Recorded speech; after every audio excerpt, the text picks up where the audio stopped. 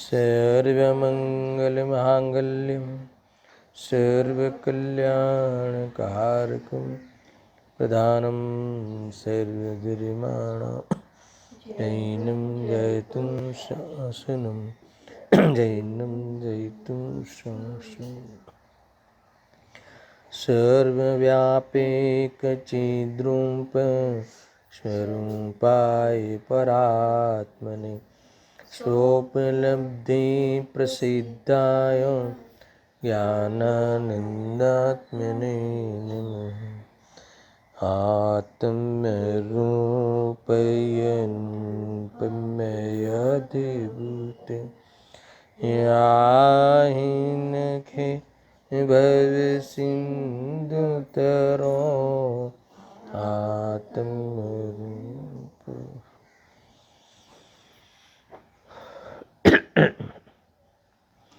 प्रवचन सार ज्ञान अधिकार गाथा 45 इसकी उत्थानिका पढ़ते हैं। इस प्रकार होने से, किस प्रकार? इस प्रकार होने से यानी उस आगे की गाथा को जोड़ते हैं, है ना। इस प्रकार होने से यानी मोह राग द्वेष का अभाव होने से भगवंतों को मोह राग द्वेष नहीं होता। क्रियाएं तो होती है मगर मोह का मिलन नहीं होता। सम्मोषण तो होता है, वाणी तो कीर्ति है, वाणी तो होती है, वाणी योग भी होता है ना। काया का भी देह से मतलब देह सहित क्षेत्र से क्षेत्रांतर का भी सम्मोषण चलता ना। आज यहाँ सम्मोषण आया, कल वहाँ सम्मोषण आया। जमीन को स्पर्श नहीं करते उस प्रकार से, है ना, 5 अंगुल ऊपर वो गमन करते हैं। गमन क्रिया विहार क्रिया भी होती है मगर क्या नहीं होता? मोह राग द्वेष का अभाव होने से तीर्थंकरों के पुण्य का विपाक, देखो लिखा है तीर्थंकरों के पुण्य का पाक क्या है? ये दिव्य ध्वनि प्रसारण गमन आदि सब विहार आदि, बराबर। ये सब क्या है? अकिंचित कर ही है। उत्थानिका में लिखा अकिंचित कर है, इसका अर्थ निष्फल है, यानी उसका कोई फल नहीं आता, बंद नहीं होता, स्वभाव का घात नहीं होता, है ना। इससे कोई मतलब स्वभाव का लाभ नहीं छूटता।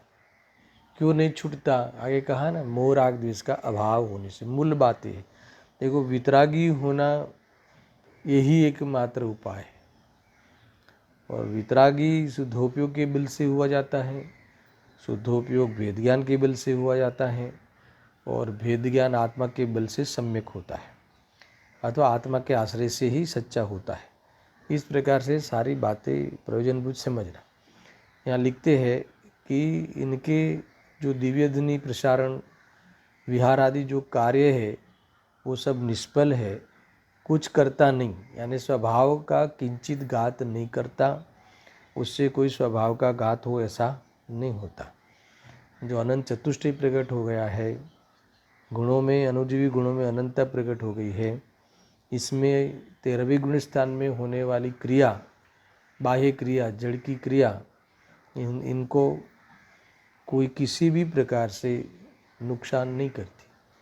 नुकसान तो तब करे कि उसमें जुड़े, उसका लक्ष्य करे, मोह राग द्वेष होए, मगर इनको है नहीं, भगवान को है नहीं, ऐसा आप निश्चित करते हैं। ये गाथा में ये वाली बात यहाँ करने वाले हैं। देखो, पुण्य फला अर्हंता ते सिम किरिया पुनो हि ओदय्या मोहादिहिं बिरहिदा तम हासा खाई गति मदाम छे पुण्य फल अरिहंतने अरिहंत किरिया उदय की मोहादि थी विरहित तेथी ते क्रिया क्षायिक गणी। ये गाथा बहुत प्रचलित भी है और कई व्यक्ति, कई जीव इसका उल्टा अर्थ भी निकालते हैं। वो सारी चर्चा हम, है ना, पूरी टीका के अंतर्गत करेंगे। देखो यहाँ डायरेक्ट टीका पढ़ते हैं। यहाँ कहते हैं कि अरहंत भगवान जिनके वास्तव में पुण्य रूपी कल्पवृक्ष के समस्त फल भली भांति परिपक्व हुए हैं, ऐसे ही है। देखो ये सारी बातें हैं ना, भावार्थ में और खोल खोल के कही है। यहाँ कहा ना, अरहंत भगवान जिनके वास्तव में पुण्य रूपी कल्पवृक्ष के समस्त फल भली भांति परिपक्व हुए हैं, ऐसे ही है। तो कौन सा फल आया है ना, इनके पुण्य का फल कौन सा है? तो ये भावार्थ में लिखा है, डायरेक्ट भावार्थ पढ़ लेते हैं। देखो यहाँ लिखा, अरहंत भगवान की जो दिव्य ध्वनि, ये दिव्य ध्वनि है, वह इसमें पुरुषार्थ का फल नहीं है। समझ में आया ना, पुण्य का फल है। और देखो ये एक प्रकार से अध्यात्म अपेक्षा देखे तो वह दुश्मन की पार्टी का सदस्य है। भले हमें दिव्य ध्वनि की हम पूजा करते हैं, दिव्य ध्वनि हमारे लिए उपकारी है, वो बात सब निमित्तिक है, मगर पर्टिकुलरली भगवान की ओर से देखें कि जब तक वचन योग है तब तक सिद्धिवस्था को प्राप्त नहीं कर सकते। जब तक वाणी का जो बाहे में पुण्य का उदय है और उसके निमित्त से उस आत्मा के प्रदेशों का कंपन भी है, वो शुद्धात्मा, उस परमात्मा के आत्मा के प्रदेशों का जो कंपन है, तब तक वह कर्म का आश्रय भी बना रहता है। समझ में आया कि नहीं? कौन सा कर्म? साताविद्य का आश्रय, मगर प्रकृति प्रदेश बंद होता है और स्थिति नहीं पड़ती। अनुभाग का तो सवाल ही नहीं है, एक समय की स्थिति यानी वो स्थिति पड़ती नहीं। ऐसा ये सब ये सारी चर्चाएं है। वैसे ये विषय यहाँ नहीं है, थोड़ा विकल्प आ गया, और ऐसा है नहीं। यहाँ ये कहते हैं कि अरहंत भगवान को जो पुण्य फल का जो विपाक है, पुण्य कर्म का जो पाक है, वो क्या है? दिव्य ध्वनि। देखो ये है। और उपादान से देखे तो वह उस पुद्गल परमाणु का, वो वाणी वर्गणा का है ना, उसका क्या है? भाषा वर्गणा का पुण्यमन है, स्वतंत्र पुण्यमन है। आत्मा का उसमें कुछ भी योगदान नहीं है। हमारे भी वाणी जो, हमारे भी जो संयोग में वाणी आदि होती है, तो उसका वास्तविक उसका कर्ता तो भाषा वर्गना ही है। इतना है कि हमारा योग और उपयोग इसमें निमित्त बनता है। यानी इनके तो समझ लो कि योग जो है वो निमित्त बनता है, वचन योग, पर इनके जो उपयोग है, राग मिश्रित उपयोग नहीं है। इनका उपयोग निमित्त नहीं बनता, यानी ज्ञान निमित्त नहीं बनता, इसलिए जुड़ते नहीं। इच्छाएं नहीं होती और केवल ज्ञान, इसमें केवल ज्ञान उपयोग इसमें जुड़ता नहीं। ज्ञान में ज्ञेय झलकते हैं, वो जानते भी है वाणी को, मगर वो हम जैसे उपयोग जोड़ते ना, इच्छा पूर्वक मुझे ये बोलना है, मुझे ये कहना है, ऐसा बोलूँ, ऐसा ये अभी नहीं बोलूँ, ये गाथा का ऐसा अर्थ करूँ, ऐसी जो इच्छाएं है ना, ऐसी वाणी में उनकी इच्छाएं नहीं होती। ये कहना है देख। मगर अरहंत भगवान के जो दिव्य ध्वनि, ओमकार ध्वनि, पूरे शरीर से ध्वनि खिरती हैं, विहार आदि क्रियाएं हैं, वे निष्क्रिय शुद्धात्म तत्व के प्रदेश परिस्पंदन में निमित्त भूत पूर्वबद्ध कर्मोदय से उत्पन्न होती है। मैं इसलिए पढ़ रहा हूँ कि इसमें थोड़ी भाषा है ना, मधुर भी है और आलंकारिक भी है, तो ये भी पढ़ लेते हैं साथ में, अथवा तो यही पढ़ते हैं तो टीका इसमें कवर है। कितनी बातें आई कि ये जो अरहंत भगवान के जो दिव्य ध्वनि, विहार आदि क्रियाएं है कि नहीं है, वे निष्क्रिय शुद्धात्म तत्व के प्रदेश परिस्पंदन में निमित्त भूत पूर्वबद्ध कर्मोदय से उत्पन्न होती है। मैंने थोड़ी देर पहले कह दिया है ना, पूर्व कर्म का उदय होता है। इनके भी कौन सा कर्म है? अघाती कर्म। तो उसमें अघाती कर्म में नाम कर्म का उदय होता है। समझ में आया ना? सारे साताविद्य कर्म का उदय होता है, ये सारी चीज़ें होती है। और उसमें निष्क्रिय शुद्धात्म तत्व, मुझे ये पूछना है कि ये जो शब्द लिखा है वो किसके लिए लिखा गया है ना? मेरा प्रश्न ख्याल में आया? निष्क्रिय शुद्धात्म तत्व। तो ये निष्क्रिय शुद्धात्म तत्व यानी भगवान आत्मा के लिए बात नहीं है, ये भगवान की बात। भगवान भी, हमारे अरहंत परमात्मा भी कैसे है? शुद्धात्म तत्व है ना? शुद्धात्म तत्व यानी परिणाम में शुद्ध हो गए हैं। परिणाम में शुद्ध हो जाना, उसे भी शुद्धात्म तत्व कहते हैं। फिर निष्क्रिय है ना। देखो जैसा शुद्धात्मा के विशेषण है वैसे विशेषण यहाँ लगाए। निष्क्रिय का अर्थ क्या है, इनके रागादि क्रिया नहीं है ना, मोह की क्रिया नहीं है, ये क्रिया से रहित हुए हैं। समझ में आया ना। वास्तविक क्रिया तो उसी को ही कहते हैं, पर की क्रिया तो कोई नहीं कर सकता। समझ में आया ना। पर की क्रिया तो वो पर का ही परिणमन है, मगर ऐसी क्रिया के काल में भगवान निष्क्रिय है। निष्क्रिय यानी राग द्वेष रहित है, मोह का मिलन नहीं है, मोह की क्रिया नहीं है, ऐसा समझना है ना। देखो नीचे के अवस्था में अज्ञानी को तो ऐसा लगता है कि मैंने कितना अच्छा बोला, कितना अच्छा गाया, वो जैसी लेते हैं इस हाथ में ही, है ना। वो वास्तव में क्रिया का करता तो, गाने की क्रिया का करता तो वो भी नहीं है। मैंने अच्छा नृत्य किया, है ना। आजकल वो अब तो आता है ना, अब तो यूट्यूब सहारा हो गया, तो ये यूट्यूब पे वो यूट्यूब नहीं, वो कौन सा जूम, तो वो सब वो होता ना, इसमें वो भक्तियाँ होती हैं, इसमें नृत्य होता है, घर घर पे, घर घर को सारे फैमिली को जोड़ते हैं। तो कभी कभी ऐसा नृत्य की भी जूम में सब लोग देखे, ऐसा होता है ना। देखो वो तो भक्ति से ही नाचता होगा। ये तो मैं इसीलिए कह रहा हूँ कि अगर कहीं हमारे मन में ऐसा हो कि, या फिर देखने वाले उसको कैसा नाचता है वो ही देखता है, देखने वाला भी, और नाचने वाला भी यही दिखाता है कि हम नृत्य कर रहे हैं। यहाँ कहते हैं कि वो क्रिया तो वो करता ही नहीं, मगर राग की क्रिया, मैं अच्छा नाचा ये मोह की क्रिया, और नाचने का भाव वो राग की क्रिया, ऐसा नाचूं वैसा नाचूं, है ना, ये गाऊं, ये सब क्रियाएं। तो ये जो राग हुआ ना, वो राग की क्रिया, तो ये क्रियाएं भगवान की नहीं होती, यानी ये इसलिए निष्क्रिय। और भगवान आत्मा तो निष्क्रिय तत्व है ही, क्रिया का कर्ता तो है ही नहीं, और राग की क्रिया का कर्ता भी भगवान आत्मा तो है ही नहीं। भगवान आत्मा तो उसका वास्तव में अगर प्रमाण की ओर से देखें तो उसका जानने की क्रिया का कर्ता तो है, ज्ञातृत्व का कर्तृत्व तो है, पर राग का कर्तृत्व वास्तव में नहीं है, किसी आत्मा को नहीं है। समझ में आया। फिर भी अज्ञानी कम से कम फिर वो क्रिया को समझ ले कि भाई चलो क्रिया का कर्ता नहीं है, मगर हमने ऐसा भाव तो व्यक्त किया ना, तो कर्तव्य रूप से कर्ता मानता है। इसीलिए अज्ञान के वश राग का कर्ता कहो तो कहो, और पर की क्रिया का कर्ता तो वो भी नहीं है। और परमार्थ से देखे तो सब जीव ज्ञान की क्रिया का करता है, और ज्ञानी राग का स्वामी नहीं बनता। इसीलिए वास्तव में वह ज्ञाता दृष्टा रहता हुआ निष्क्रिय तत्व की सेवा करता है, शुद्धात्मा की सेवा करता है। बहुत कुछ बातें हैं भाई ये। देखो यहाँ तो इतनी बातें नहीं थी, बस परिणाम आ गया।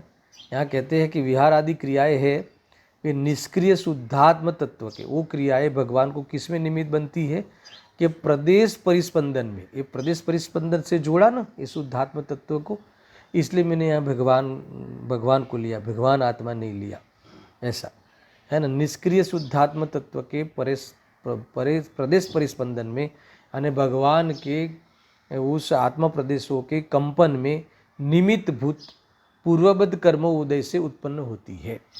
वो कर्म जो उदय हुआ तो उसमें भगवान आत्मा में, भगवान में क्या हुआ, आत्मा प्रदेशों का कंपन हुआ, ये कहा वचन योग में। अगर वचन वो फिर वो सर्वांग से खिरता है, इच्छाएं नहीं होती, फिर भी वो आत्मा के प्रदेशों को कंपन में निमित्त बनती है, ऐसा। इसलिए तो सहयोगी केवली कहा ना 13वें गुण स्थान में, फिर वो वचन योग और काय योग दोनों निकल जाता है ना, वो फिर वो दोनों वस्तुएं नहीं रहती, इसलिए फिर अयोगी हो गई। काया में रहते हैं मगर काय योग नहीं रहता, ये भी सब बड़ी बड़ी बातें हैं। काय तो है मगर काय योग का नहीं होना, समझ में आया ना, ऐसा है। और 14वें गुण स्थान में वचन योग भी नहीं रहता और वचन भी नहीं रहता, ऐसा। हाँ, यहाँ कहते हैं कि शुद्धात्म तत्व के प्रदेश परिस्पंदन में निमित्तभूत पूर्वबद्ध कर्मोदय से उत्पन्न होती है। इसीलिए ऐसी वो क्रिया कैसी है, औदयी की है। औदयी की यानी उदयगत क्रियाएं हैं, कर्म के उदय से होने वाली क्रियाएं हैं। अब सुनना, वे क्रियाएं अरहंत भगवान के चैतन्य विकार रूप भाव कर्म उत्पन्न नहीं करती। समझ में आया ना। वो क्रिया जानने में आती कि नहीं आती, जानने में तो आएगी। क्यों आएगी? क्योंकि सर्वज्ञ है और ज्ञान में जानने का स्वभाव है और उसको केवल ज्ञान में जनाने का स्वभाव है ना। वो क्रिया तो जानने में आएगी कि नहीं आएगी? आएगी। मगर वो ऐसा नहीं जानते कि मैंने किया, ऐसा जुड़कर नहीं जानते। समझ में आया कि नहीं? ऐसा मिलाप करके नहीं जानते। ऐसा वे क्रियाएं अरहंत भगवान के चैतन्य विकार रूप भाव कर्म उत्पन्न नहीं करती। क्यों नहीं करती? क्योंकि इनके भाव कर्म का अभाव हो गया है और भाव कर्म में निमित्त बनने वाला मोहनीय कर्म का भी अभाव हो गया है ना। मोह राजा हार गया है ना। वो वास्तव में समाप्त हो गई मोह की दुनिया इनकी। देखो, क्योंकि इनकी निर्मोह शुद्ध आत्म तत्व के अभी ये आत्म तत्व कहा ना, ये कौन सा आत्म तत्व है?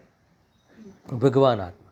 निर्मोह शुद्ध आत्म तत्व के राग द्वेष मोहरूप विकार में निमित्त भूत मोहनीय कर्म का क्षय हो चुका है। क्या कहा? निर्मोह शुद्ध आत्म तत्व के राग द्वेष मोहरूप विकार में निमित्त भूत मोहनीय कर्म का क्षय हो चुका है। समझ में आया ना? वो वास्तव में मोह राग द्वेष नहीं है। इसमें भी यही ले सकते हैं, निर्मोह शुद्ध आत्म तत्व की यानी भगवान की, इसमें भी यही लेना उचित है ज़्यादा, क्योंकि वो निर्मोही हो गए हैं, ऐसा लेना। भगवान आत्मा की बात यहाँ नहीं है, ऐसा ख्याल में आ रहा है। उनके निर्मोह शुद्ध आत्म तत्व के यानी निर्मोही भगवान निर्मोही हो गए हैं, इसलिए राग द्वेष मोहरूप विकार में निमित्त भूत मोहनीय कर्म का क्षय हो चुका है। समझ में आया ना? वो कर्म का क्षय हो चुका है, इसीलिए तो निर्मोही कहे। अच्छा, भगवान आत्मा भी निर्मोही है और भगवान भी निर्मोही है ना। भगवान आत्मा अलग, भगवान अलग। भगवान कौन है? हमारे अरिहंत परमात्मा भगवान है, सिद्ध भगवान परमात्मा, वो भगवान है, परमात्मा है। और हम सब क्या है? भगवान आत्मा है, बीजभूत परमात्मा तत्व है। समझ में आया ना? समस्त जीव तो स्वभाव से जो परमात्मा है, परमात्मा शक्ति वाला है, उसे भगवान आत्मा कहते हैं। और ये शक्ति जिनके प्रकट हो गई है, इन्हें भगवान कहते हैं। इतना समझ लेना। तो ये मोह राग द्वेष रूप विकार में निमित्त भूत मोहनीय कर्म का क्षय हो चुका है। और वे क्रियाएं, कौन सी क्रियाएं? गमन आदि क्रियाएं, उन्हें राग द्वेष मोह का अभाव हो जाने से, भाव कर्म का भी अभाव हो गया है, नवीन बंध में कारणभूत नहीं होती है ना। इसीलिए उनका वो फल नहीं आता, निष्फल है, अकिंचित कर है। यहाँ अकिंचित कर यानी फल नहीं आता। क्या फल नहीं आता? संसार फल नहीं आता, बंध का फल नहीं आता। इसीलिए वो क्रिया सुनना आप, परंतु वे पूर्व कर्मों के क्षय के कारण रूप है। गजब की बात लिखी है ना। समझना, वो जो उदय आया ना, उदय आया तो यहाँ लिखते हैं आचार्य देव पंडित जी यहाँ लिखते हैं कि वे पूर्व कर्मों के क्षय के कारण रूप है। यानी जो बंधे थे ना, वो कोटा समाप्त होने रूप एक क्षय की क्रिया हो रही है। देखो, निचली अवस्थाओं में अज्ञानी को भी कर्म उदय, पूर्व कर्म उदय में आते हैं, जड़ भी जाते हैं, मगर वो कोटा खत्म नहीं होता, नया पाक देते हुए जाते हैं। यहाँ नया पाक होता नहीं, इसलिए वो उदय की क्रिया वो क्षय की क्रिया है। क्षय को प्राप्त जाने वो तो खत्म होने आए हैं। देखो, हम भी ऐसा समझ सकते हैं, हम उस उदय में नहीं जुड़ना हो तो उदय कितना भी पाप का उदय आ जावे, असाता का उदय आवे, तो क्या समझना कि ये तो मेरा कोटा खत्म हो रहा है। अगर ऐसा समझे और उसके फल में नहीं जुड़े और स्वरूप में जुड़े तो निर्जरा होगी। समझ में आया कि नहीं? तो वो फिर वो वास्तव में अविपाक निजरा होगी, धर्म रूप निजरा होगी। मगर सविपाक निजरा तो वैसे भी होने वाली है। ख्याल में है दर्शन? वो तो पकना है तो पकता है। जैसे तुम्हारा आयु कर्म का निश्चय खत्म हो ही रहे तो उसकी निजरा हो ही रही है, तो वो सविपाक निजरा है। और भी मान लो कि तुम्हारा जो भी कभी कभी ऐसा लगता है ना, बहुत प्रतिकूलता आ जावे एक साथ में, शरीर में रोग आ जावे, ऑफिस से खोटा समाचार आवे, है ना, फिर 1 घंटे बाद 2 घंटे बाद वापस बराबर समाचार होने लगे। यानी रिपोर्ट भी, अभी तो कोरोना चल रहा है ना, तो रिपोर्ट भी नेगेटिव आ जावे। नेगेटिव यानी सही, पॉजिटिव यानी गलत, ऐसा है। आप जो भी आप सब इसमें प्रवीण हो, यानी ये सब बराबर हो जावे, ऑक्सीजन लेवल भी बराबर हो जावे, तो ये सब कौन सा उदय आने लगा? तो समझ लो वो जो था ना, वो कर्म थे प्रतिकूल वाले, पाप का उदय था, असाता उदय समाप्त हो गया। मगर ये जो नया तो इसमें जुड़े ना, मैं निरोगी हो गया, मेरे बराबर हो गया, तो नया तो बंद हो ही रहा है। शरीर और मिले, है ना, निरोगी शरीर मिलते जावे, शरीर की भावना तो मिटती नहीं। तो वो कौन सी निजरा है? सविपाक निजरा है, वो वास्तविक निजरा नहीं है, धर्म रूप निजरा नहीं है। तो ये ऐसा है। पर भगवान को तो वो आता है, आ रहे हैं कर्म, तो अभी इसी भव से मुक्ति होनी है, इसी भव से द्रव्य मोक्ष भी होना है, शरीर ही होने वाले हैं। जिस भव में अरहंतपना प्रकट किया है, तो नया बंध तो होता ही नहीं, वो कर्म की स्थिति पड़ती ही नहीं, बंधता ही नहीं, है ना। और जो एक कर्म, जो प्रकृति प्रदेश वाले जो आते हैं साताविदनीय, वो भी इरियाप्रथ आश्रम, यानी वो स्थिति नहीं बनती, इसलिए खिरते ही जाते हैं। कर्म तो वास्तव में इनके कोटा खत्म होता है। देखो ये कहने वाले, परंतु वे पूर्व कर्मों के क्षय में कारण रूप है, क्योंकि जिन कर्मों के उदय से क्रिया होती है, वे कर्म अपना रस देकर खिर जाते हैं। रस देकर यानी वो अपना फल यानी कौन सा? वो जो भी दिव्य ध्वनि का आना, गमन का होना जो होता है, आके निकल जाता है। मगर भगवान उनसे जुड़ते नहीं, ज्ञाता दृष्टा रहते, स्वरूप में रहते हैं, सकल के ज्ञायक तदपि निजानंद रसलीन, आनंद में रहते हैं। इसीलिए वो अभी लिखो, आगे लिखा है इस प्रकार, मोहनीय कर्म के क्षय से उत्पन्न होने से और कर्मों के क्षय में कारणभूत होने से, हाँ, मोहनीय कर्म के क्षय के उत्पन्न होने से, मोहनीय कर्म तो क्षय हो गया है, और कर्मों के क्षय में कारणभूत होने से अनंत भगवान की वह अवदय की क्रिया, क्या लिखा है, क्षय की कहलाती है। समझ में आया ना? गजब का है ये। पुण्य फल अर्हंता, पुण्य का फल अर्हंत है, वो बात तो यहाँ नहीं लिखी, ऊपर से वो पुण्य का यहाँ क्षय हो रहा है। समझ में? ये बात जरूर है कि अरहंत भगवान जैसा पुण्य किसी के नहीं होता। तीर्थंकर जो हमारे अरहंत भगवान होते हैं, ऐसा पुण्य किसी के नहीं होता, है ना। वो समोषण की रचना देखकर आप दंग रह जाओ, है ना। वो स्वयं वो सौधर्मेंद्र विस्मय रह जाता है कि ऐसी रचना कैसे होगी।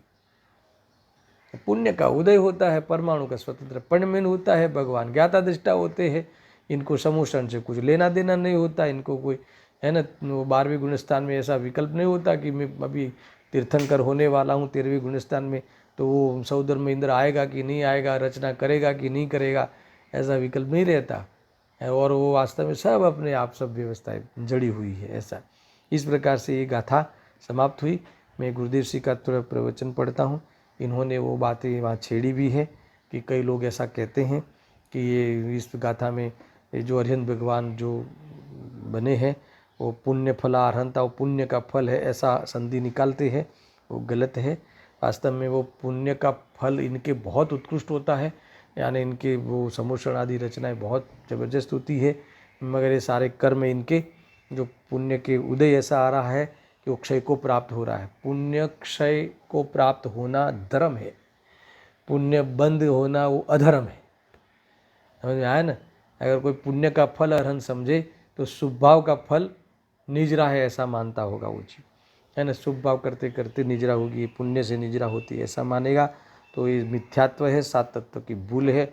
मोक्ष मार्ग तो सवाल ही नहीं है, मोक्ष मार्ग से दूर जा रहा है, विपरीतता में बैठा हुआ है, ऐसा सब समझना। वो आएगा तब में और विशेष बात करेंगे। देखो मैं कुछ अंश यहाँ पढ़ता हूँ, फिर ये गाथा समाप्त करते हैं। देखो यहाँ 45वीं गाथा अलौकिक है, गुरुदेव जी कहते हैं इसमें महान सिद्धांत है। पूर्व पुण्य प्रकृति के कारण से सभी फल मिले। समझ में आना? ये जो भी है वो वास्तव में पुण्य का प्रताप है, ज्ञायक का प्रताप नहीं है। ज्ञायक का प्रताप तो ये है कि वो उसका ज्ञाता दृष्टा रहे, वो ज्ञायक का प्रताप है। समझ में आया ना? केवली भगवान सब जानते हैं मगर ज्ञाता दृष्टा रहते हैं, वो ज्ञायक का प्रताप है।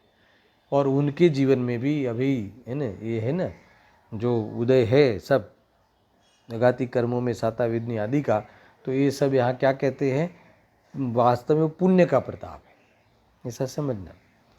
पुण्य पूर्व प्रकृति के कारण से सभी फल मिले हैं। संवर्षण की ऐसी रचना होती है कि जिसे देखकर इंद्र भी आश्चर्यचकित हो जाता है। यद्यपि बनाया किसने है, निमित्त कौन है इसमें, जबकि इंद्र स्वयं संवर्षण की रचना करता है, फिर भी उसे विस्मयता होती है कि कैसा बन गया ये, जब गजब है। ये तो भगवान का पुण्य का उदय है, हमारा भाग्य है ना। समझ में आया ना? इसीलिए ये सब सभाएं लगती है और ये भगवान की वाणी खिरती है। देखो और भी 2-4 बिंदु पढ़ता हूँ, आपको आनंद आएगा, कुछ बातें इसमें समझने लायक होती है। केवली भगवान को हलने चलने व उपदेश आदि की क्रिया होती है, हलन चलन होता है। उस समय उदय की क्रिया होने पर भी वह बंध का कारण नहीं, जो उदयगत क्रियाएं होती है बंध का कारण नहीं है, ये बात समझना। किंतु सर्वज्ञ का पारिणामिक भाव तो शुद्ध होना बाकी है, ये सुनने जैसा है भाई। किंतु सर्वज्ञ का पारिणामिक भाव तो शुद्ध होना बाकी है, वह शुद्ध होता जाता है। इसका क्या अर्थ? पारिणामिक भाव शुद्ध होना बाकी है, उसका क्या अर्थ? देखो, सारे संसार में सर्वश्रेष्ठ कोई जीव हो, संसार की बात कर रहा हूँ, तो एकमात्र हमारे अरिहंत भगवान है मुख्य रूप से। बाकी पंच परमेष्टि है, मगर इसमें पंच परमेष्टि में सिद्ध भगवान संसार में नहीं आएंगे, बाकी के 4 परमेष्टि संसार में आएंगे। अरिहंत भगवान संसार और मुक्त का अगर 2 विभाग करे जीवों का, तो कौन से भेद में जाएंगे, कौन से खाते में जाएंगे? संसार में, इसलिए संसार ही है ना। हमारे अरिहंत भगवान सबसे सर्वश्रेष्ठ है। फिर भी वह भाव शुद्धि तो है, पारिणामिक भाव की भाव शुद्धि तो है, मगर द्रव्य शुद्धि नहीं है। द्रव्य शुद्धि किसको कहते हैं, अथवा द्रव्य की अशुद्धि किसे कहते हैं? कि जब तक कर्म सहित जीव है, जब तक शरीर सहित जीव है हाँ, तब तक वह द्रव्य शुद्ध अशुद्ध कहलाएंगे, द्रव्य से अशुद्धि कहलाएंगे। द्रव्य मोक्ष नहीं है, इनको भाव मोक्ष है, जीवन मुक्ति है, यानी उसका अवलंबन भी नहीं है इंद्रियों का। फिर भी इंद्रिय है, शरीर संग में है ना, इसलिए इनके द्रव्य शुद्धि यहाँ नहीं कही जाएगी। शरीर के और आत्मा के साथ मिला हुआ रहना, देखो शरीर और कर्म के साथ मिला हुआ रहना अशुद्धि तो है, सुनना, मगर इसमें एकत्व बुद्धि होना वो विपरीतता है, तो ये इनके नहीं है। इनका अवलंबन लेना वो आसक्ति है, वो इनके नहीं है। और फिर इनके माध्यम से जानना होना वो वास्तव में मुक्तपना नहीं है, तो ये भी इनके नहीं है। तो ये इनके वास्तव में जीवन मुक्त है, भाव मुक्त है, सब कुछ है। फिर भी शरीर के सहित जब तक है तब तक इनको पारिणामिक भाव की पूर्ण शुद्धि नहीं है, ऐसा गुरुदेव श्री कहते हैं। क्योंकि पारिणामिक भाव कैसा है? पारिणामिक भाव की शुद्धि किसे कहते हैं? अशरीरी हो जावे, क्योंकि हमारा शुद्ध आत्मा है, उसमें देह का तीनों काल भाव है, देह को छूता तक नहीं, ऐसा आत्मा का त्रिकाल स्वभाव है जीव मात्र का। तो फिर ऐसा आत्मा अगर शरीर के साथ दूध और पानी की तरह मिला हुआ रहे, तब तक वो पर्याय के अंदर पारिणामिक पने की शुद्धि नहीं कही जाएगी, ऐसा गुरुदेव सिंह ने इसमें कहा है। देखो, किंतु सर्वज्ञ का पारिणामिक भाव तो शुद्ध होना बाकी है, वह शुद्ध हो जाता है, होता जाता है, शुद्ध होता जाता है। अब कैसे होता जाता है? क्योंकि कर्म क्षय होते जाते हैं। अब उनके कौन से कर्म हैं दर्शन? मात्र पुण्य कर्म है ना, मुख्य रूप से लेना। असाता का बिंदु भर है, वो सब आगे चर्चा बहुत हो चुकी है। यहाँ मुख्य रूप से इनको पूर्व कर्म का, पुण्य कर्म का, संचित कर्म पुण्य कर्म है, उसका अभी क्षय हो रहा है। देखो, हमें लगता है कि उदय में आया तो फल मिल रहा है, ये कहते हैं कि क्षय हो रहा है। पहले आगम भाषा का की यूटिलिटी करी, उसका फल आया है ने उसका उदय में आके जो रचना होनी वो सब होती है, मगर इनके अभी पारिणामिक भाव की शुद्धि हो रही है क्रमिक, और ये अभी सारे कर्म का कोटा खत्म हो जाएगा और परिपूर्ण शुद्ध कृतकृत्य हो जाएंगे, है ना। सम्यक दृष्टि से कृतकृत्य है, और हमारे सिद्ध भगवान द्रव्य से कृतकृत्य है, मगर इसके बीच में सारे जीव जो है वो कृतकृत्य नहीं कहे जाएंगे, है ना। अरिहंत भगवान भी दृष्टि से तो कृतकृत्य है ही, क्योंकि सम्यक दृष्टि तो है ही, मगर अभी भी कृतकृत्य नहीं है, कुछ करने का बाकी रहा तब तक कृतकृत्य नहीं हुआ, अभी भी उनके संयोग में शरीर आदि का अभाव होना बाकी है, ऐसा। इसीलिए इसे कार्य फिर से किंतु सर्वज्ञ का पारिणामिक भाव तो शुद्ध होना बाकी है, वे शुद्ध होता जाता है, इसीलिए उसे कार्यभूत मोक्ष का कारणभूत कहा है। समझ में आया ना? इसीलिए इनको वो मोक्ष के कार्य के कारणभूत यानी क्षय की क्रिया कही है, ये कहना है। केवली भगवान जो जिस समय आश्रय होता है उसी समय खिर जाता है, ऐसा कहा है। ज्ञानी का झुकाव स्वभाव की तरफ है और अज्ञानी का झुकाव कर्म की तरफ है। देखो, हमने कभी अरिहंत के बारे में इस दृष्टि से देखा कि भगवान को समुषण है, वाणी खिरती है, तो एक क्षायकी क्रिया है ऐसा देखा हमने। हम तो उनके उदय की ओर से देखते हैं, कितना बढ़िया है, समूषण की रचना कितनी जोरदार है, कितनी जाहो जलाली है, हाँ है ना। और मतलब वही गीत गाते हैं, भगवान की वाणी कितनी जोरदार है। यहाँ कहते हैं कि भगवान की वाणी खिरनी रूप कार्य इनको, अब ये थोड़ा ये संसार है वो समाप्त होने जा रहा है, क्योंकि अब खिरना बंद हो जाएगा तब संसार समाप्त होने की ओर है, और फिर उसके निमित्त कर्म भी समाप्त हो जाएंगे 14वें गुणस्थान के अंत समय में, सिद्ध अवस्था के प्रथम समय में। तो क्या हो जाएंगे वो, है ना, समस्त कर्म का क्षय हो गया, इसीलिए वह सिद्ध अवस्था को प्राप्त हो गए, ऐसा लेना। देखो इन्होंने 3 पॉइंट बनाए हैं, बहुत बढ़िया। ये मैं पढ़ता हूँ, देखो। निचली दशा में सम्यक दृष्टि को चारित्र मोहनीय कर्म का उदय होने से, दर्शन मोहनीय नहीं है, होने पर भी जितने अंशों में जीव उसमें नहीं जुड़ता, उतने अंशों में तो उस कर्म के उदय को निजरा कहते हैं। समझ में आया। अब चारित्र मोहनीय है उनकी, उदय में आया, मगर अनंतानुबंधी रूप से नहीं जुड़े। कोई 2 चौकड़ी का अभाव हो तो 2 चौकड़ी के अभाव रूप उस रूप से नहीं जुड़े, मुनिराज के 3 चौकड़ी का अभाव है तो उस रूप से नहीं जुड़े।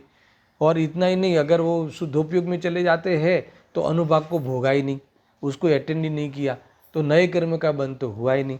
इसलिए इनके क्या है, निजरा है, जितना है इस प्रकार से।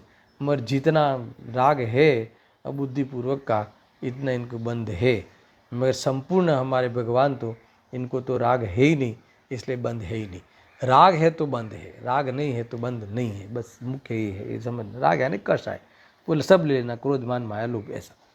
अब दूसरा पॉइंट, केवली भगवान को साताविन्य कर्म के परमाणु का आश्रय जो समय समय होता है वह उसी समय चला जाता है, ऐसा शास्त्र में कथन है, इसलिए वो निजरा हुई। भगवान को भी निजरा चालू है, कौन सी अघाती कर्म की, ऐसा। अब केवली भगवान को पूर्व कर्म का उदय है, किंतु समय समय शुद्धता बढ़ती जाती है, इस कारण अवदय की क्रिया को क्षायकी कहा है।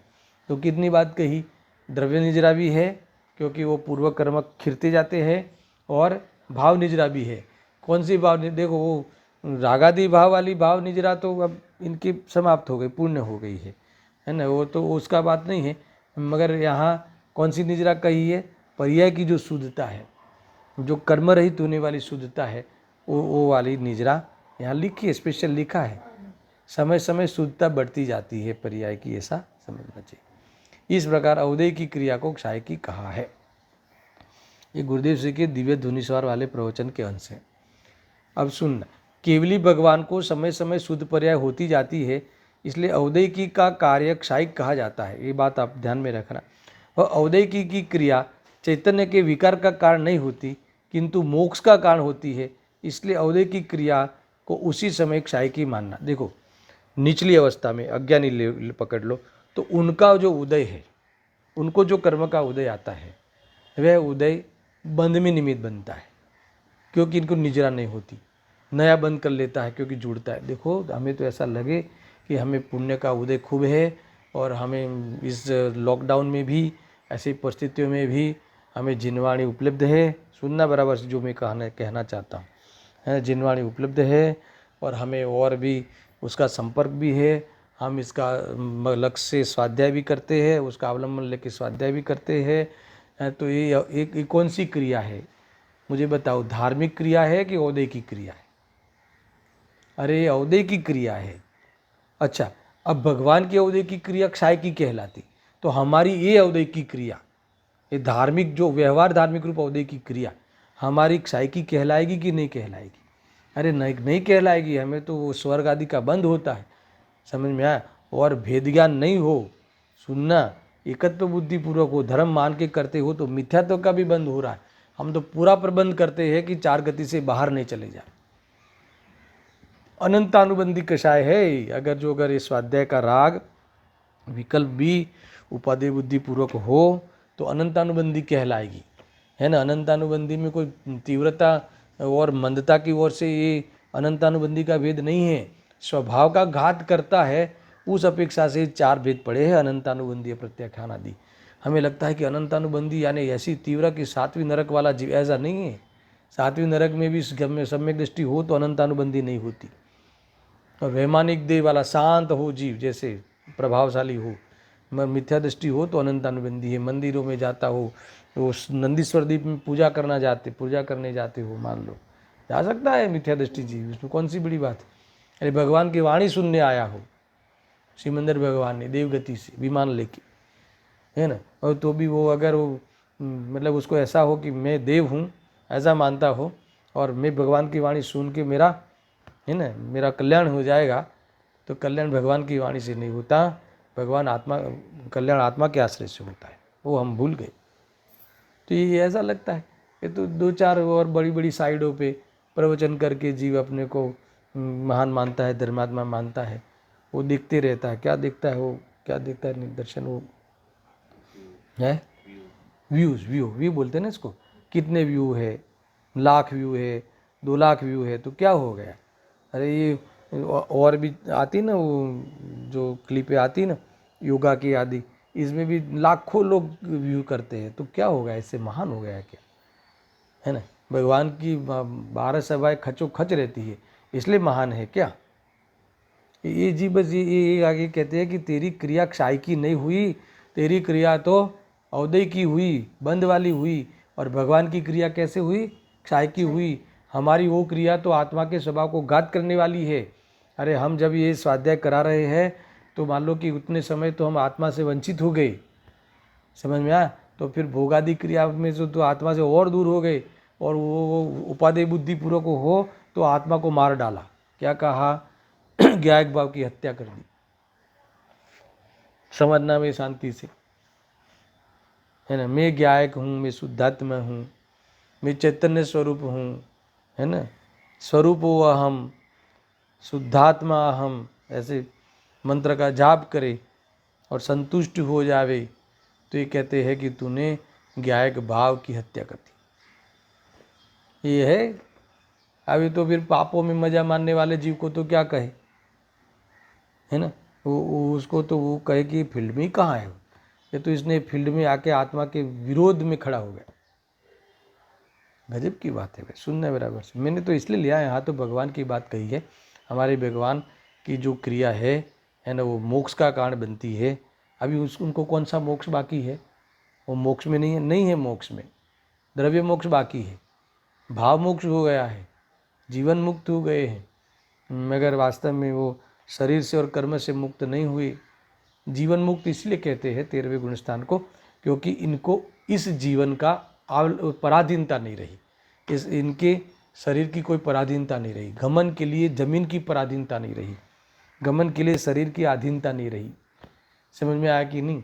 और अंत में तो मुक्ति को प्राप्त हो जाएंगे ना, तो शरीर को ले जाने के लिए 4 आदमी की जरूरत नहीं पड़ती, यानी कपूरवत उड़ जाता है, यानी कहीं भी अधीनता नहीं रहती।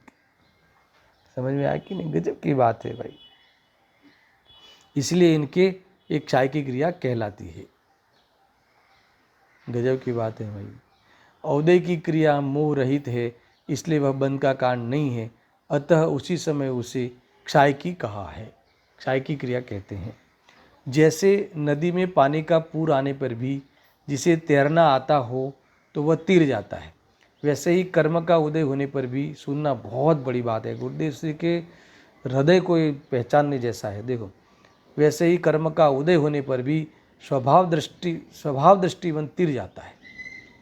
देखो, कर्म के उदय का विरोध नहीं किया, है ना। कर्म का उदय तो हम तो पाप के उदय का विरोध करते हैं और पुण्य का उदय का स्वागत करते हैं। समझ में आया ना। हम अपनी तो अज्ञानी की तो सोच ही गलत है कि प्रतिकूलता यानी दुख, अनुकूलता यानी सुख। पुण्य के उदय में अनुकूलता मिलती है तो उस उदय का तो स्वागत है, और पाप के उदय का विरोध है, निषेध है। तो क्या ऐसा नहीं है, यहाँ कोई भी उदय आवे, देखो पुण्य के उदय में अहंकार और पाप के उदय में हीनता का अनुभव करके ये जीव आकुलता को प्राप्त होता है। तो यहाँ कहते हैं कि उदय कोई भी आवे तो ये कह रहे हैं कि अगर स्वभाव की दृष्टिवंत हो, है ना, कितना भी पूर आवे, मगर तैराक जीव हो, तैरने वाला जीव हो, तो डूबता नहीं, निकल जाता है। यहाँ कहते पाप का उदय ऐसा आवे, है ना। अभी तो बहुत रहे ना, अभी तो चल रहा है ना, माहौल ही ऐसा चल रहा है जैसे शोक का वातावरण सारी दुनिया में छाया हो, ऐसा लगता है ना। जैसे हर जीव भय को प्राप्त है, जाएगा, क्या नहीं हो जाएगा, अरे कुछ मेल खाता ही नहीं। समझ में आया कि नहीं? वो 4 महीना बाहर नहीं निकला तो भी कोरोना के लपेट में आता है, और हर रोज मंदिर जाने वाला भी लपेट में नहीं आता। कुछ समझ में ही नहीं आता। इसका अर्थ के उदय के खेल है भाई। मैं इसका विरोधी नहीं हूँ, सावधानी नहीं रखना ऐसा नहीं। अरे रागी को क्या समझाना, वो तो सावधान रखेगा ही कि कितने भी आप मैंने शरीर को झुकावे, ये करे सब करे, क्या होना है इसमें? अरे भाई वो तुम भेद ज्ञान करो ना, है ना, भेद ज्ञान करो। मैं बहुत बार लेता ना कि भाई सम्यक ज्ञान होता है ना, ये जो ज्ञायक भाव, वो वास्तव में सब समस्याओं का समाधान है। देखो शरीर में कैंसर आ जाए तो उस कैंसर आ जावे, ऐसे रोग वाला शरीर संयोग में हो जाए, तो उससे हमें दुख का भाव करना हो तो किसके पास जाना? तो कि ये हमारे वैद्य के पास। कौन से वैद्य? अरिहंत भगवान, देवशास्त्र गुरु, है ना। क्योंकि वो भेद ज्ञान में बताएंगे कि हम पूछो कि मुझे कैंसर हुआ है, अरे तू तेरी निशानी है क्या उसमें? तेरी चीज़ है क्या? अरे तेरी चीज़ है ही नहीं, क्योंकि तेरी निशानी वहाँ नहीं है। तुझे हुआ ही नहीं है, जिसे हुआ है वो तू नहीं है। और वहाँ भी कैंसर कहाँ हुआ है? कैंसर तो तूने नाम दिया, सड़ा है वो तो तू कह रहा है, वो तो उस परमाणु का अपने स्वाभाविक परिणमन है, पुद्गल का। तो उसमें तुझे प्रॉब्लम क्या है? अगर ऐसा कोई जीव यथार्थ जान लेता है तो उसको दुख नहीं होगा।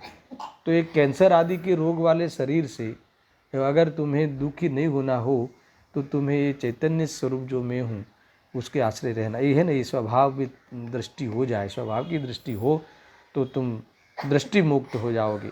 स्वभाव का अवलंबन विशेष हो तो तुम मोह राग द्वेष से मुक्त हो जाओ, कसाय से मुक्त हो जाओगे। और फिर उसमें थोड़ा अल्पकाल में, अर्थात तो काल क्रम में तुम ये देह से और कर्मों, अघाती कर्मों से भी मुक्त हो जाओगे, भगवान बन जाओगे, सिद्ध अवस्था को प्राप्त हो जाओगे। ऐसा गजब की बात है भाई। देखना, जैसे नदी में पानी का पूर आने पर भी जिसे तैरना आता हो तो वह तीर जाता है, वैसे ही कर्म का उदय होने पर भी स्वभाव दृष्टिवन तीर जाता है, किंतु कर्म के उदय की तरफ झुकाव वाला नहीं तीरता, रोते रहता है, हाय इसमें क्या हो गया, क्या होता है। सबसे पहले एक है ना, अभी वो 2 दिन पहले वो लिया था ना मरण प्रसंग में, वैराग्य प्रसंग में प्रवचन कराया था ना, तो इसमें मैंने कहा था ना, अरे जीव मरता ही नहीं, जीव मरता है वो झूठ है, समझा ना। जीव मरता है वो झूठ है। जीव जीवे, जीवत्व शक्ति से सदा जीता है। तो मरता है वो क्या है? वो व्यवहार कथन है। शरीर से शरीर के संयोग होना उसको जन्म कहना, वियोग होना उसे मरण कहना, शरीर में रहना जीवन कहना। ये संसारी जीव की भाषा है। शास्त्र लेवे तो व्यवहार जीव की भाषा है, व्यवहार की भाषा है। परमार्थ से तो जीव उपजता ही नहीं, इसलिए नष्ट होता ही नहीं। और शरीर के साथ रहना वो जीवन नहीं है, वहाँ ज्ञाता दृष्टा रूप रहना वो उसका जीवन है। बराबर समझ लो, बराबर उसे है ना ऐसा सत्य को अपना लो। तो ये कहते हैं कि तुम्हारे भी कर्म के उदय की क्रिया क्षय की हो जाएगी। कर्म के उदय में भी अगर स्वभाव में रहते हैं, उसको अटेंड नहीं करते, उस फल का लक्ष्य नहीं करते, तो ये कहते हैं कि वह कर्म झड़ जाते हैं, नए नहीं बनते, है ना। कोटा कर्म का खत्म होता है, वो कर्म का खाता है। हमारे तो शुद्धि की वृद्धि होती है, ऐसा समझना चाहिए। ऐसा कार्य हमें त्वरा से करना चाहिए, ऐसा है। देखो देखो लिखा गुरुदेव जी ने कहा, किंतु कर्म के उदय की तरफ झुका वाला नहीं तीरता, मैं ज्ञान स्वभाव हूँ, ऐसे भान वाले कर्म के उदय को निजरा कहते हैं। ऐसे भान वाले की कर्म के उदय को निजरा कहते हैं। मैं ज्ञान स्वभाव हूँ। अरे कर्म का फल तो संयोग में आता है, आत्मा में तो आता ही नहीं। और अगर घाती का जो कर्म की पर्याय में आता है तो फिर उसमें भी तो पर्याय में होने वाला वो तो औदिक भाव है। और आत्मा वास्तव में है ना, ये आत्मा तो ज्ञायक भाव है। अगर ऐसा ख्याल में आवे, मैं ज्ञायक भाव के ख्याल में आवे, तो औदिक भाव ज्ञेय बनता हुआ उत्पन्न ही नहीं होता, दोबारा चला जाता है। समझ में आया कि नहीं? गजब गजब की ये स्टाइल है। ऐसा मैं ज्ञान सभा हूँ, ऐसे भान वाले कर्म के उदय को निजरा कहते हैं। केवली के आश्रव को उसी समय अभाव कहा, क्योंकि वो फिर नया नहीं होता पाक, इसलिए अवदय की क्रिया को हेतोदय की कर्म की ओर से, मगर नया पाक नहीं आता, इसलिए उसे निजरा अर्थात क्षय की क्रिया कहते हैं। तो अभी उनके पुण्य जिस दिन क्षय हो जाएगा तब उनके द्रव्य मोक्ष हो जाएगा। यहाँ तो लोग तो उल्टा मानते हैं कि पुण्य जब मिलेगा तब लाभ होगा, ऐसा मानते हैं, वो गलत है। सुनना मेरा वैसे। हाँ, पूर्व कर्म का उदय भगवान को आता है, वह विहार दिव्य ध्वनि आदि में निमित्त है। वे कर्म छूटते जाते हैं और पारणामिक भाव शुद्ध होता जाता है, इसलिए औदैहिक भाव को क्षायिक भाव कहा है, क्षायिकी भाव कहा है, ऐसा समझना चाहिए, है ना। अभी और भी 1-2 पॉइंट में ले लेता हूँ। देखो, जगत में कहा जाता है और आगम में भी कहा गया है कि औदैहिक की क्रिया बंध का कारण है, बराबर है। किंतु मोहादि भाव रूप औदैहिकी भावों के अभाव में औदैहिक क्रिया भी बंद करने में समर्थ नहीं होती। यदि कारण है, यही कारण है कि अरहंत भगवान के विद्यमान उक्त औदैहिकी क्रियाओं को क्षायिकी क्रिया माना गया है। क्यों? क्योंकि इनके मोह का पूर्णतः अभाव हो चुका है। ये तो स्पष्ट ख्याल में आए, क्योंकि इनकी जनरली भी ये कहते हैं ना कि तुम कब तक ऐसा करोगे, तब कब तक ये व्यापार करोगे, तब तक दौड़ोगे भागोगे, क्योंकि इससे क्या होगा, ये सब औदैहिक क्रिया है, उससे तुम्हारा कर्म का बंद होगा। तो कर्म का बंद वो क्रिया से नहीं होता, उसे भी तो वो दौड़ धूप में जो उसका राग जॉइंट है ना, उसमें जो मोह आदि जो मानकर जो चलता, जो राग द्वेष करता है ना, उस प्रकार वो ज्ञान की प्रवृत्ति और बाह्य की प्रवृत्ति उनकी होती है ना, तो वो मोह राग द्वेष के कारण बंद होता है। इसलिए वास्तव में वो औदैहिक की क्रिया कही गई है बंद का कारण, ताकि इनके भाव नहीं है, भाव कर्म का अभाव हो गया, इसलिए क्षायिकी है। यहाँ प्रश्न हो सकता है कि दिव्य ध्वनि जैसे महान कार्य को अकिंचित कर कहना, निष्फल कहना तो अच्छा नहीं लगता। भाई ये तो तुम्हारा राग द्वेष है, क्योंकि यहाँ कहते हैं क्योंकि उससे तो भव्य जीव को अनंत उपकार होता है। जिन शास्त्रों का मूल आधार तो वही दिव्य ध्वनि है। सुनना, अरे भाई, भव्य श्रोताओं और पाठकों को अर्थात हमारे आपके लिए तो वह दिव्य ध्वनि पूर्णतः कार्यकारी सफल सार्थक है, मगर यहाँ तो हमारी तुम्हारी बात नहीं है, भगवान की बात है। भगवान के लिए जब तक वचन योग रहेगा तब तक क्या नहीं होगा, वो कार्य नहीं होगा, मुक्ति को प्राप्त नहीं होगा। इसीलिए हम भी जब तक, है न, हमारा भी ये बोलने का राग खड़ा रहेगा तब तक स्वरूप में लीन नहीं होंगे। अब बोलने का, जिनवाणी बोलने का राग भी अगर जब हमारे स्वरूप में लीनता में बाधक है तो बाकी की तो क्या बात करें, सब समझ लेना। देखो, यहाँ कहते हैं कि ये तो अरिहंत भगवान के लिए बात है ना। अरिहंत भगवान की दिव्य ध्वनि उनके लिए कर्मबंध करने में अकिंचित कर है, निष्फल है, यानी वो बंद नहीं होता इनकी, इसलिए वह उसका फल नहीं आता और क्रमशः वो भी प्रसंग समाप्त हो जाता है, अपना उपदेश का भी, दिव्य ध्वनि का भी, और मुक्ति को प्राप्त हो जाते हैं, इसलिए अकिंचित कर कहा है। देखो, ये प्रश्न लास्ट वाला जो गुरुदेव जी के प्रवचन में है वो मैं पढ़ के समाप्त करता हूँ। यहाँ तो साफ साफ लिखा है कि पुण्य फला अर्हंता, अर्थात पुण्य के फल में अर्हंत होते हैं, और आप तो ये कह रहे हैं कि ये क्षय की क्रिया है, पुण्य का क्षय हो रहा है। अरे भाई, पुण्य का उत्कृष्ट पुण्य इनके ही होता है, अभी इनके पुण्य का फल का ही अभाव करना बाकी है ना, इसलिए इसका अभाव करके अरिहंत भगवान सिद्ध अवस्था को प्राप्त हो जाते हैं। बात तो यही है। देखो क्या लिखते हैं, अरे भाई, पुण्य फला अर्हंता का अर्थ पुण्य के फल में अरिहंत होते यह नहीं है। इसका अर्थ तो यह है कि अरिहंत भगवान के पुण्य के उदय में जो क्रिया होती है ये पुण्य का फल है। पहले तो ये सादा अर्थ, ये जो उनके जो क्रियाएं होती है वो पुण्य का फल है, उसका कर्ता वो नहीं है, आत्मा की क्रिया नहीं है, एक पुण्य की क्रिया है निमित्त तरीके, और उपादान तरीके जड़ की क्रिया है, अर्थात औदैहिक की क्रिया है। कर्म की ओर से लेवे तो औदैहिक की क्रिया है, और उनमें अरहंत भगवान का कुछ भी कर्तृत्व नहीं है, वो उसका कर्ता नहीं है, उसका लक्ष्य भी नहीं है। इसलिए यहाँ यह कहा गया है कि उक्त औदैहिक की क्रियाओं के विद्यमान होने पर भी उन्हें बंध नहीं होता, अतः उन क्रियाओं को क्षायिकी क्यों न माना जाए। इस प्रकार से पुण्य फला अर्हंता का अर्थ है कि उनकी जो क्रियाएं, मूल अर्थ है कि उनकी जो क्रियाएं होती है वो नहीं करते, वो उनका लक्ष्य भी नहीं है, नहीं करते यानी उनका लक्ष्य भी नहीं है, तो वो क्रियाएं पूर्व कर्म के, पुण्य कर्म के उदय में होने वाली क्रिया है। ये कहा थोड़ी देर पहले, अभी भी कहा मैंने कि अगर उपादान से देखें तो वो पुद्गल का उपादान है, जड़ की क्रिया है, जड़ रूप, स्वयं जड़ उस रूप हुआ है, और केवली भगवान तो ज्ञाता दृष्टा है, इसीलिए उनकी क्रिया तो क्षय की ही होती है, उनकी क्रिया तो धार्मिक होती है, इसलिए मुक्ति को, द्रव्य मोक्ष को वो प्राप्त कर लेते हैं, इसीलिए इनको एक क्षय की क्रिया कही है। इस प्रकार से समझना। ये 45 गाथा समाप्त हुई, कल मैं 46वीं गाथा का प्रारंभ कल करूँगा। ऐसा हाँ। सहजानंदी शुद्ध स्वरूपी अविनाशी हूँ आत्मस्वरूप, सहजानंदी शुद्ध स्वरूपी अविनाशी हूँ आत्मस्वरूप, सहजानंदी शुद्ध स्वरूपी अविनाशी आत्मस्वरूप।